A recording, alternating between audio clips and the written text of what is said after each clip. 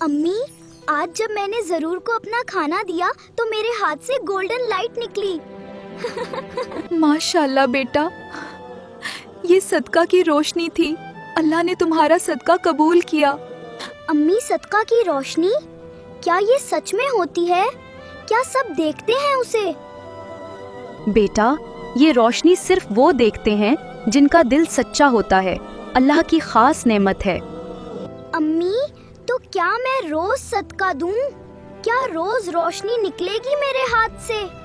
बेटा, सदका सिर्फ पैसे नहीं, खाना, कपड़े, मुश्किल में मदद, सब सदका है।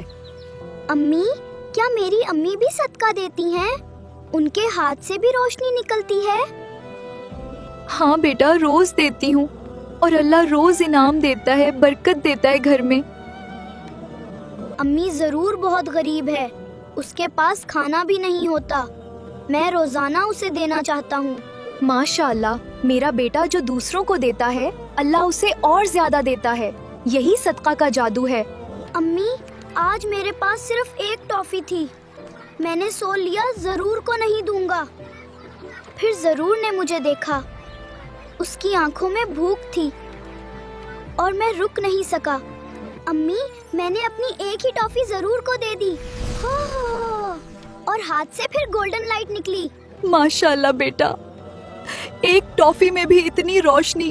अल्लाह ने देखा तुम्हारा दिल। स्कूल से वापस आया तो घर में खाना भी था और अम्मी ने नया जूता भी लिया था। बेटा, ये अल्लाह का इनाम था। तुमने दिया तो अल्लाह ने तुम्हें और ज्यादा दिया। अम्मी, अब समझ गया, सदका देने से कम नहीं होता और ज्यादा हो जाता है। बिल्कुल बेटा, सदका देने वाले का हाथ हमेशा भर जाता है। अल्लाह का वादा है ये। बेटा, सदका सिर्फ दूसरों की मदद नहीं, अपने दिल की सफाई भी है। हमेशा देते रहना।